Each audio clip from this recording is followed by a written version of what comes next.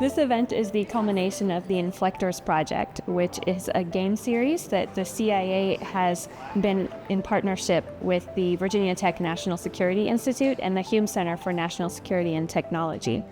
Students have had the chance to join an online game series where they are getting to use their critical problem-solving skills to solve a series of puzzles and join an online cohort and go along together and solve problems together. Today is the first in-person project that they've been able to participate in. 4, 8, 7. The participants went through a number of different skill sets, so applying things, hopefully they learned a couple things along the way, and in doing so then they come to an escape room which actually brings them together, because one of the big things for our work is teamwork.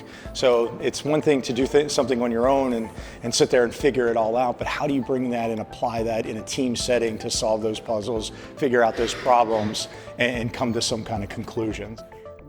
That's how those things work. It was a lot of fun, and I would definitely recommend it to anybody who would want to try it. It was kind of a bunch of clues in different boxes and stuff like that. We had a group of people. We were thrown in there, and you were just like, all right, start. And so a bunch of people went to a bunch of different boxes and different clues, setups and stuff like that. And I just kind of walked around and, made sure anybody needed help, like putting shredded pieces of paper together, trying to find radio frequencies and stuff like that. Anything that's related to, what could move us on to the next set of clues. That was really the focus of more than just an online game, because so much of our work is absolutely online, but also a lot of our work is actually physical, hands-on. So how can we have people doing that kind of work? I think seeing that real-world experience in action is incredibly valuable to our students. Having so many of them in the room and just watching and talking with us and having conversations and answering our questions was awesome. It was so much fun.